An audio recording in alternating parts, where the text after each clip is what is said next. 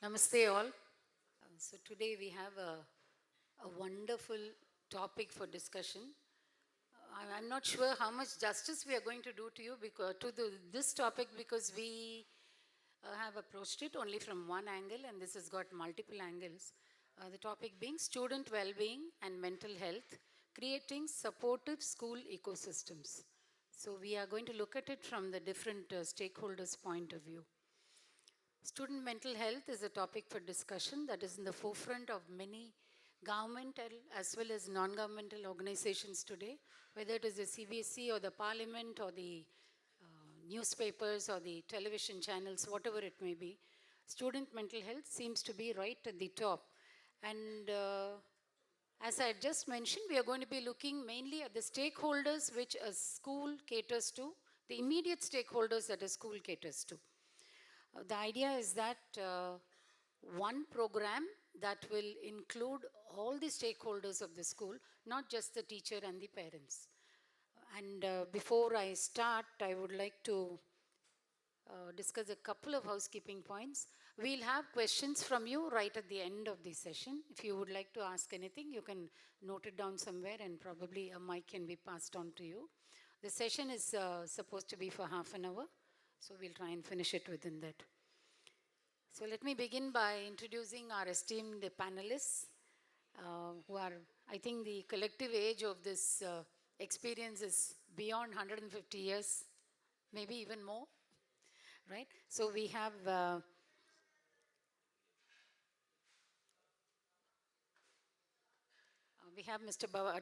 Bhavanishankar Subramanian, Director of Strategy, Research and Innovation, Heartfulness International School, the Omega branch from Chennai. We have Mr. Darren Harrison, Head of School, Anand Singapore International School, Chennai. We have Ms. Sara Alexander, Correspondent of Spartan Matriculation School, Chennai. Ms. Shanthy Asokan, Director, DAV Group of Schools, Chennai. Professor Dr. Vijay Pandi, Associate Professor, MIT World Peace University. It's in Pune, sir. Yes, he's from Pune. Mr. Rahul Chabra, Business Development Manager, Simply Science. This is in no particular order. The order was given to me by +91 Media, right. Mr. Preetham Kumar Agarwal and Mr. G. Prakash Nair, who were supposed to be here, have not been able to join us. Right? So the run-up is like this. Each panelist will give their viewpoints for about 3 minutes. We have already discussed what point of view, which stakeholder they are going to represent. And once that is done, we'll have a discussion and maybe one key takeaway so that you can note down what you think is a takeaway that you would like to follow up on. And then we'll throw open the discussion to the audience. Right? So can we start with Sara? Yeah. Thank you, Maheshwari ma'am. And a good afternoon to the audience. Am I audible? Louder. No, louder. You can use this. Check. Check. Yeah, so this, the topic is about supportive school ecosystem. A very pet topic for all of us. And I'm going to start with something that I saw yesterday. Yesterday, as I was sitting in my room, I happened to see a father of a 12th standard child coming and slapping her on her face. I had no clue, but I decided, in the interest of everybody, I stay out of it. This was a 12th standard girl and about 20 children were witnessing the whole thing. She was totally embarrassed and started shouting at the father. Father came back and planted another slap on her face, to which she said, something that shook me. I'd rather die than be humiliated by you. Not knowing what's happening, called her to my room. And I asked her what happened. She had stepped out because at the end of a tiring day, she wanted to go and have a cup of tea. I'm not here to say whether the father is wrong or the child is wrong. I told her, baby, I understand where you come from because I had a very strict father too. Everything is going to be all right. And then after this girl went out of the room, I asked myself, really? Is everything going to be all right? because a pain that landed on her face, or me having a strict father, who I was beaten quite firmly, he loved me. But I did land with a lot of beatings. The pain vanishes after 2 days. But what happens to the emotional trauma? What happens to that lingering pain that is there, that after so many years, I sit on this platform talking about it? So that's the little, a little bit of nightmare a lot of children today go through. So I just quickly wrote down a few things that I felt as schools we could do something to correct. Teachers and parents who notice the children, not really correct them all the time. Students who feel safe to speak and not scared to fail. A culture where asking for help is seen as a strength. School policies, all that we make as correspondents, more from the heart than just from the mouth. Mistakes are treated as lessons, not life sentences. Teachers notice emotion, not just attendance in the class. Let's remember that our dear report card, which the children are totally terrified of, does not measure kindness. It does not measure creativity, neither courage. A school that supports mental well-being doesn't just create good students. It makes healthy human beings. And finally, let's build together, as all of us sitting on the stage or off the stage, a school where students feel safe to fail and safe to be themselves. Because when students feel supported, they don't just survive in the school, they simply thrive. Thank you. Thank you, Sara. So can I sum it up and say that when students feel heard, their resilience improves? Right. Thank you so much. Mr. Rahul, may I invite you to share your views? So, firstly, good afternoon, everyone. Being the youngest one here, so thank you for having me. And I'm definitely sure listening and being among these experienced people, it will definitely help me in life, not only in my career, but also going forward in everything. Uh, Teachers and non-teaching staff I'm going to relate to the first point that Sara ma'am said. Teachers and it's basically teachers helping students. But my point is, being very closely observing a teacher, my, you can say, biggest motivator as well, my mother, she is a teacher. I've seen her through all ups and downs, and I've observed that as a teacher, we always say teachers should help students, but I would go to that route first where if a teacher's well-being is not being taken care of, how can she take care of students? So I was making a product in Simply Science. This was a test creator, a question paper maker to help teachers. For that, I did a research for 100 plus teachers across 20 plus schools. I found 44% teachers are going through cervical or migraine pain constantly. That brings to notice that what we are doing for teachers. And when we'll give support to the teachers, then we can also analyze that where students are lacking, because I feel students are not great responders to the policies and rules. Uh, like emotional responders first for the students are teachers and specifically non-teaching staff. And analyzing all these things together, I felt teacher shouldn't we should not give teachers responsibility to say analyze those things. They just have to figure out.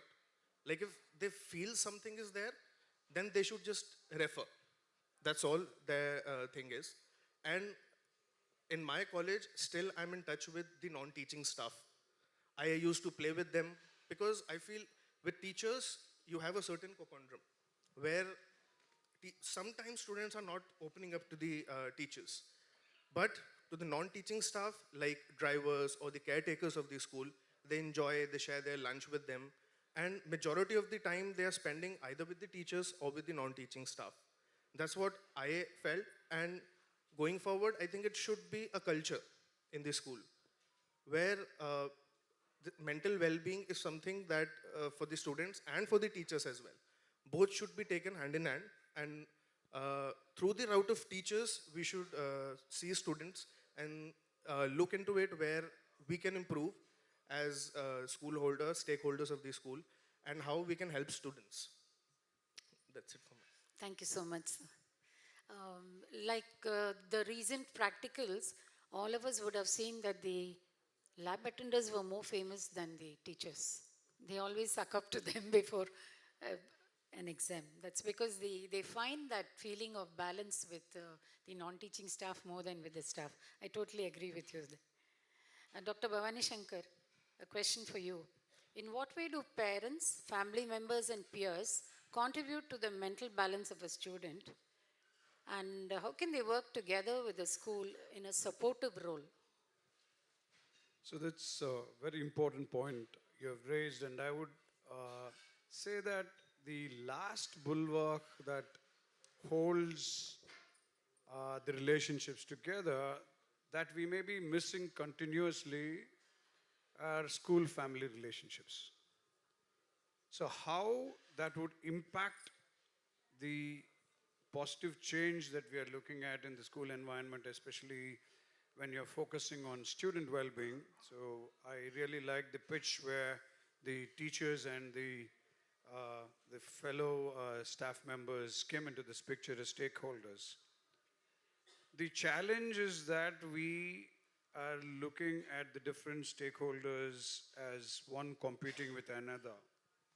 And therefore, the support structures that are essentially needed for families to bond with the schools are essentially missing. See, the strength of this chain of well-being, if you look at the strength, this strength lies not in the strongest links, but the weakest links, right? The weakest links are the ones that would hold the sense of well-being together as a garland or a chain. And this weakest link, unfortunately, are the families. Because every time we have a parent-teacher association meeting or any time we have parents coming into the school, we quickly want to get rid of them, right? So we, when there are conflicting situations, we don't want to talk about the elephant in the room. We say that, don't worry, sir, don't worry, ma'am, we'll take care of your children, right? So I'm certain this resonates with all of us because all of us have done this. Every single time we say that, don't worry, we will take care of them. Please get out. I mean, see, in your mind you will have that, right? Please get out. But then, the minute we say that, we are setting ourselves for trouble. Because the next time the parent comes and he says that you are the one who said you will take care of my child. And therefore, this connection of taking care of the child is immediately lost. It may start off with your cognitive problems, but then the scholastic achievements and the academic outcomes, but essentially building relationships. So Sara ma'am started off about a traumatic experience that she witnessed for a child and how some of her own personal relationships impact the way that she feels about the student safety and student well-being. I would go on to say that the family's contribution to the school should not stop with the meetings, but we should embrace the difficulties, the conflicting situations that arise. And every time there is a conflict-like situation, our purpose is to resolve the conflict and restore the justice behind it.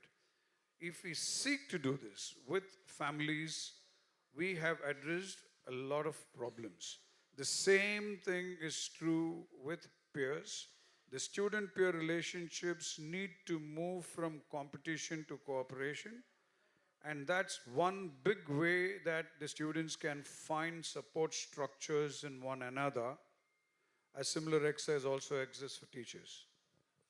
Thank you so much. That was a wealth of information to process. At this point, I would like to point out that the concept of family today is very, very meager. In my days, I come from a joint family, 15, 16 people. Everybody had the right to hit us, beat us, correct us, feed us, put us to sleep. Today, we are wondering in many cases whether we need to speak to the father separately and the mother separately. So this concept of peer influence is becoming more. It's just something that you would maybe like to keep in mind when we are dealing with the school culture and the school ecosystem. Mr. Darren, good afternoon. Mr. Darren Harrison has worked in multiple countries, and I would like to ask you to base your viewpoints on that. What do you think is the role of school counselors, wellness teachers, and the PT teachers, physical education teachers, on the emotional quotient of the students? That's definitely a different question to the one I prepared, but that's all right. So I just want to practice my Tamil. Vanakkam? Yeah? Got it right? Yay! Because I've only been here since June, so I'm getting used to it all. But I suppose one thing I've got that I suppose a lot of you haven't, I've got 30 years of UK experience.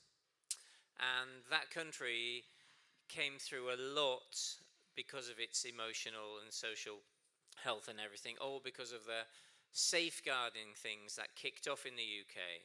And they all started really, I mean, it's gone on for years, but really it was the 90s and the early 2000s that lots of safeguarding events happened, whereby children died because of the pain, the beatings, the sexual abuse, the whatever of the family members generally. And so services then worked together, and a new national strategy was born. Now, I began teaching in '94, so I saw it before and I saw it after. I went through it. And I suppose the reason I say all of that is because that emotional sense that the children have had, that they've lost, and the lack of well-being has been there for decades. I'm sure when I grew up, being Gen X, we had it, but I suppose the way we were dragged up was all about you were dragged up. You know, you left when you just left the house. You came back when you were hungry, or it went dark. They couldn't track you on a phone. They didn't know where you were, so we could get on with it. But now, of course, we've got teachers in schools that never had that. They're themselves are millenniums potentially, and so where do they help and where do they support? And of course, really what we must do within a school is have a whole school ethos. We cannot have this as a little extra half an hour a week. It's got to permeate right through the school with a different curriculum, whatever it may be. When I got to my place, we are actually doing once a week little religious classes, and all the Hindus would go together, and all the Sikhs would go together, and all the Muslims would go together, and all the Christians would go together. And I went, what's going on? This is like sects. What's going to happen? So I put a stop to that, and we put in character education. So it's a curriculum all about building resilience and building emotional support for one another. But you know, one of the big pushes I think that we do with our teachers, and not many support staff that we have, but is actually getting them to understand that children's ability to be present in the moment and not worry about anything that's at home is more important than the marks. So let's start the day with a soft start. Let's not get them marching down the corridor in silence. No, they can line up if we've got the school song, or of course if we've got the national anthem and everything, we've got to do all of that. But as we then go to the classrooms, yes, we can have a little chat because we're unburdening everything that's happened. I know when I was a year 6 teacher, and I was in a very, very affluent area in Kew, but I instigated a thing because these children would come in and some of them would be a bit angry, and it's like, you're 10, you're angry, what's going on? And you're privileged. But when we dug into it, it was because nanny or daddy and mummy weren't away or whatever, because family was different. So a simple thing I instigated was when they came in, that if they were angry or something, they'd write on a piece of paper, screw it up and throw it in the bin. So they'd left it. And when they then left the school, if something had happened to them that day that was really frustrating, so they didn't take it home, they did exactly the same thing and throw it in the bin. It's not a big thing, but oh my word, did that make a difference to that year group? Do we need to keep going? No. Okay. Quickly go. I'll be very quick because I've gotten completely off script because it wasn't what I was going to say. So I think the thing we need to think about is we have got a generation that's the biggest youth population in the world. Yeah, India has. You know that 380 million or something like that. It's going to be useless if we don't give them the care and support they need and prioritize their mental health and their well-being. It isn't about scores on the board, it's about the people they're going to become. So that's the PE teacher's job, that's the cleaner's job, that's the caretaker's job, that's the driver's job, that's our job. And as leaders, that has to be what we need to do. So I'm going to say thank you, and my other word in Tamil, Nandri. Thank you so much. Mr. Venkatesh Raja, a question for you. What suggestions would you give to identify mental health issues in schools? And can we devise a program, or can a program be devised as part of our school calendar to achieve this? Early detection of this mental health is very important out of all these issues. Anxiety, stress, and depression are most commonly seen as the mental health. And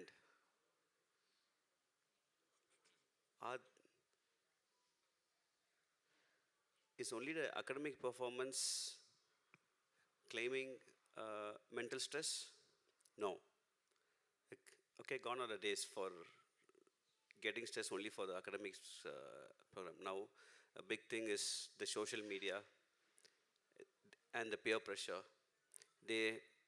For example, they open an Instagram, they see a student sees a friend's post, like as if he's in a holiday and he gets stressed. Actually, the post would have been a previous holiday post.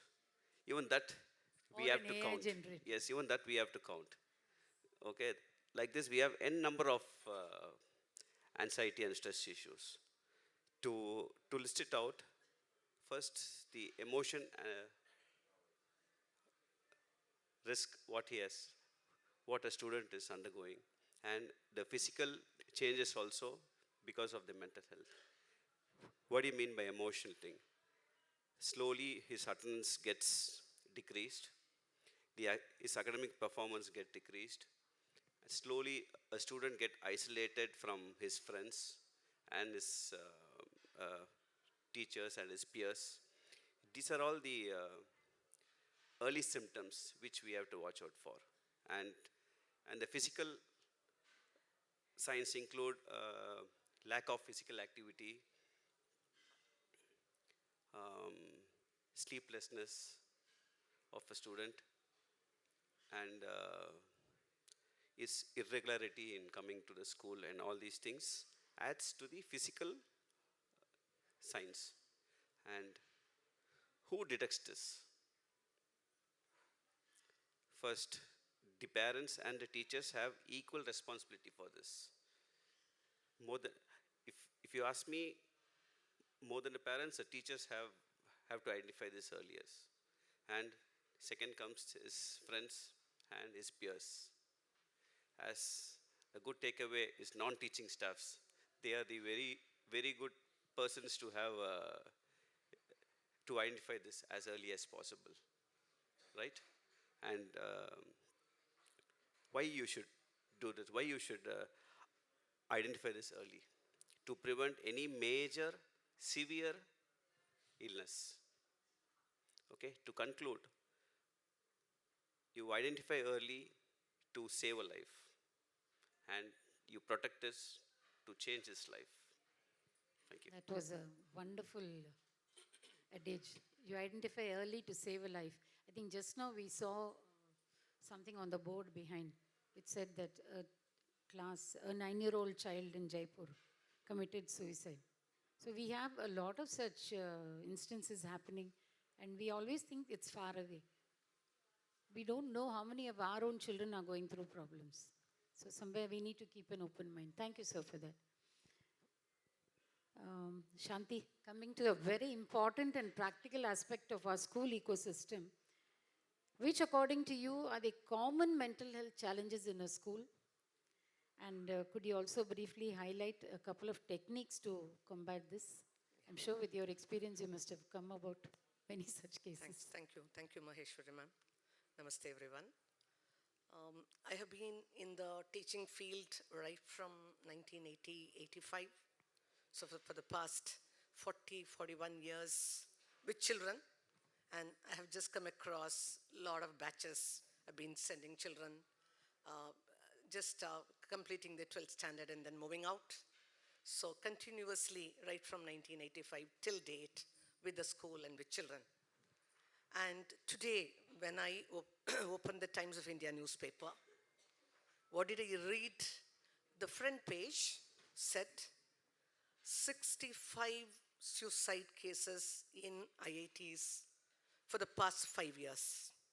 Imagine children getting into IIT, smart, intelligent children, but the number when I looked at, it said 65 for the past 5 years. So I'm just taking the thread from the last, whatever they mentioned.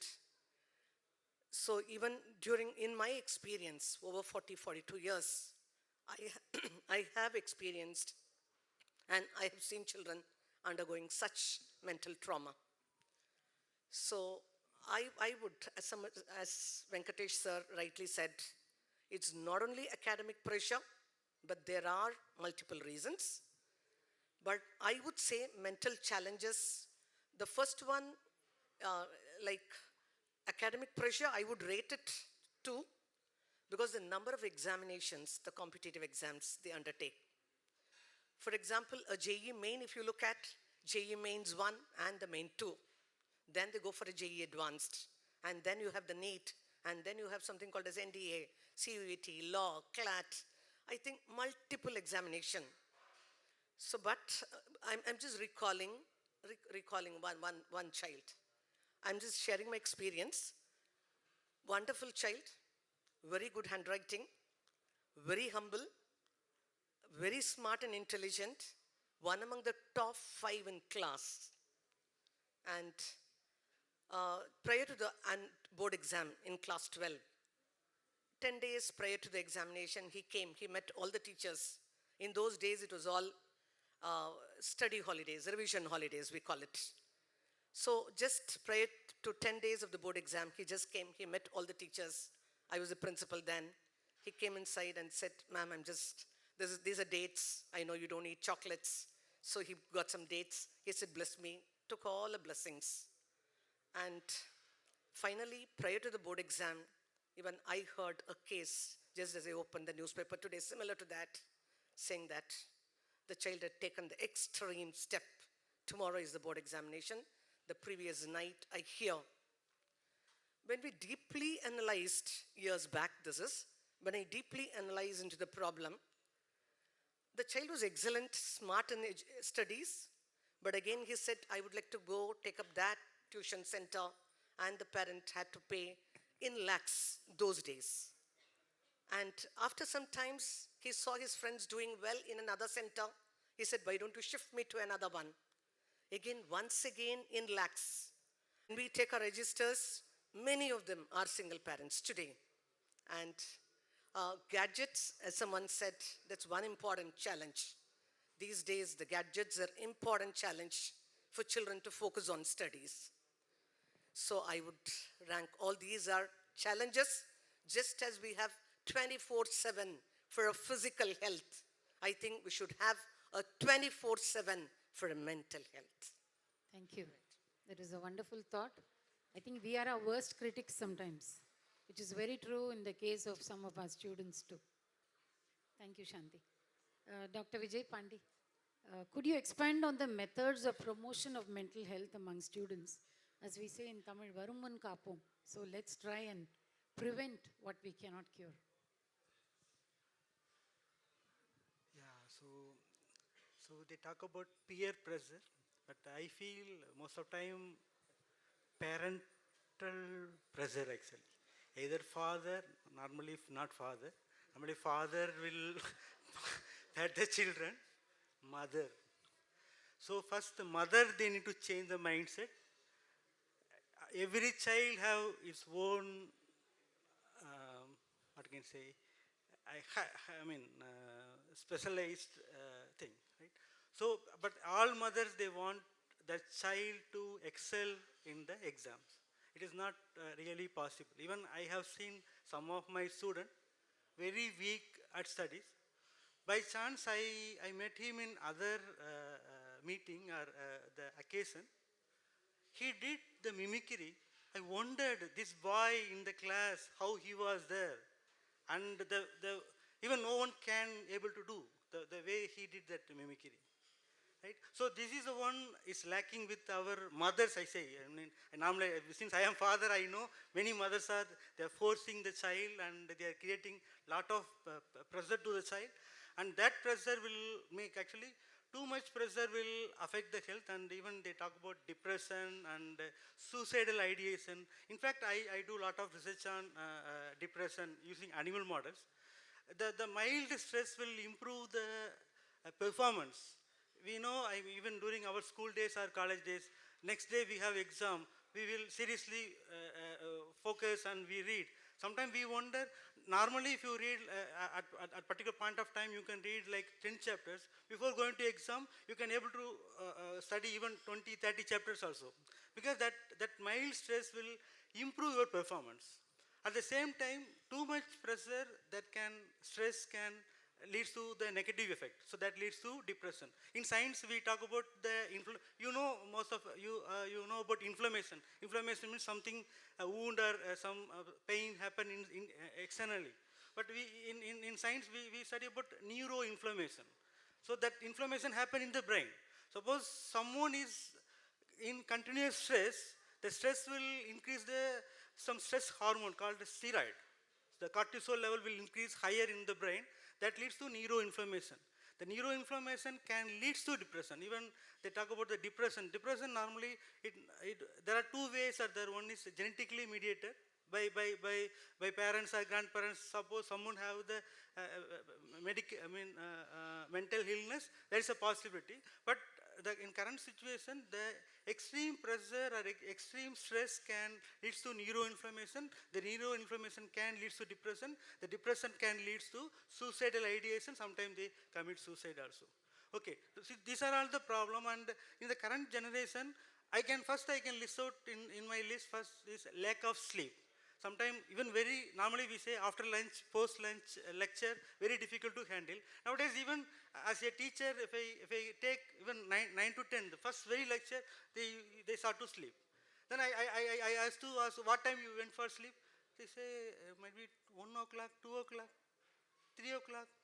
They keep the mobile. Actually, here the parent role also very important. So they need to, even I do research on addiction. So now we need to talk about the mobile addiction. Even we also, like, once we get up, immediately we search for our mobile and we will take it. So somehow we are addicted to the mobile. And even there are some study, if they remove the mobile from our body, they find difficulty in sleep actually. So the same thing happened to the child, and they are not able to sleep right. Quality of sleep is disturbed, and that too with already we know, like we have pineal gland that will secrete. Sir, sorry, I'll have to ask you to shorten it. Yeah. Our time So is yeah, running. okay. How to manage it? So most of the time our children are with the teachers. So in our MIT-WPU we have one system called mentor-mentee system. So I advise to follow the same, because every institute has the counselor to counsel, but they cannot take care everyone. But we have the mentor-mentee system. In that one mentor is given with at least 5 to 10 students. So weekly once we need to interact with our mentees. And suppose I am the postgraduate supervisor, my student is not with, I cannot be a mentor, because if I do any kind of harassment to my student and he cannot. So this system we follow, and if we find any problem with the particular mentees, we will take into the next level to solve the problem. So this is the one thing I can advise. Yeah. Thank you so much, sir. That's an excellent takeaway. Do you have any questions, the audience, for for any of us? You can either address it individually or commonly. Any questions? I'm not able to really see the hands up. Can yes, ma'am.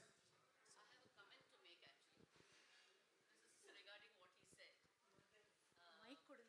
1 minute.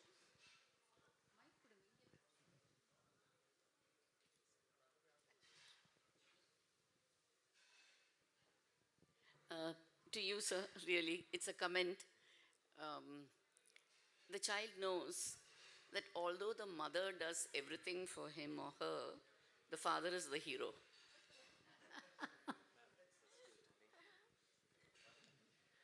Any? Sir? Yeah, ma'am, excellent panel. I think I will just add something because it's so good to see this discussion happening. Since we extensively work in this space, so I can give that assurance that in our work in last 5 years, because of the preventive nature, the systems, we've been able to identify more than 18,000 critical alerts and could save more than 100 lives. But this could happen with the strong intent of those institutions where been implemented, that they really wanted to implement a system and include all the stakeholders on that and really act on that. So that's where the technology is a great enabler with the, the complement and amplify the human efforts on ground. Thank you. Thank you. I think towards that end is where CBSE has now brought in a circular just a couple of days ago that the student counselors to student ratio is to be 1:500 and to increase the number of health and wellness teachers. Right. Any other questions? So you were talking about the addiction and then lack of sleep. Are there any other in your list that you are going to complete? Reasons for depression, anxiety. You were listing out, no? You started with lack of sleep, then you went to addiction. And ma'am said your time is up, so I was just curious to know if there were more in your list. Yeah, that he did mention. Yeah, he's completing it. Nutrition, he says.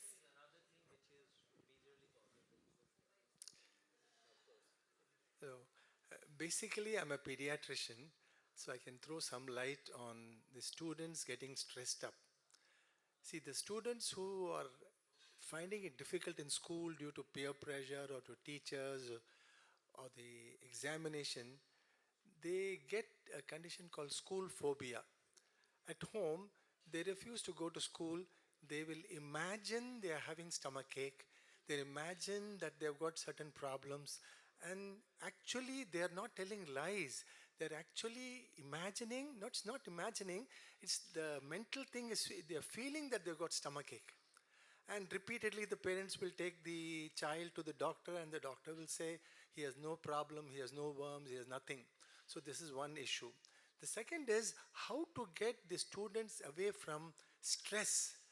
We should advise them to have a small pet like a cat or a small rabbit, because whenever they get into pressure from external sources, these children can play with their cats, play with the rabbit, a squirrel, or whatever it is that will release the tension. They will show their affection to the pets, and that will make them calm down, and they will be in a much more happier state than they were before.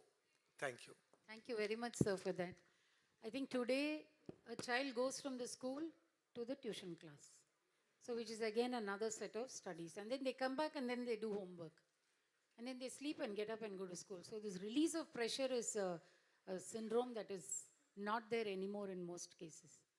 Right? I just want to say one sentence. Today, I think we really don't know what is happening to the child. Due to social media, it could be due to the parents. They're also invisible to us. We want to understand, but we don't belong to a generation which is current. And maybe our own children, not in school, our own children, didn't go through the kind of things that these children are going through. Having been, like Shanthy said, in this field of education for over 40 years, I can see the change. They're not telling the truth. They're not telling you exactly what is happening in their lives. So we are unable to gauge and therefore unable to solve many of the problems, partly due to this thing that he was showing, all kinds of things happening there, all kinds. We don't even know, and we will never be have an access to that kind of material that those children are accessing. So I think once we get to the root of that, and there is a lot of comparison between peers. Their lives are very, very complex mentally.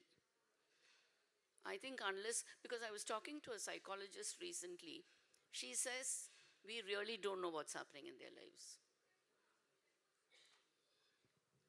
Thank you, ma'am, for your inputs. Yes, sir. Yes, sir.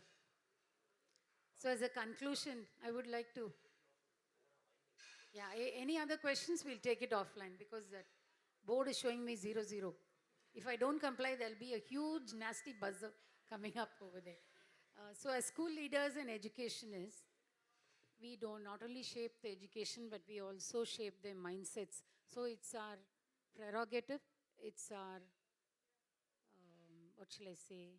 responsibility and our duty to make sure that the school ecosystem is supportive of the student, who is our main and only reason why we are here in this school system. And having said that, I must definitely thank my panel members, co-panelists, for all their inputs. And if you have anything else that you need to speak to them, they are available down there for some time. And we must say that student well-being is a shared responsibility, one that requires compassion, collaboration, and commitment from schools, families, and communities. Thank you so much.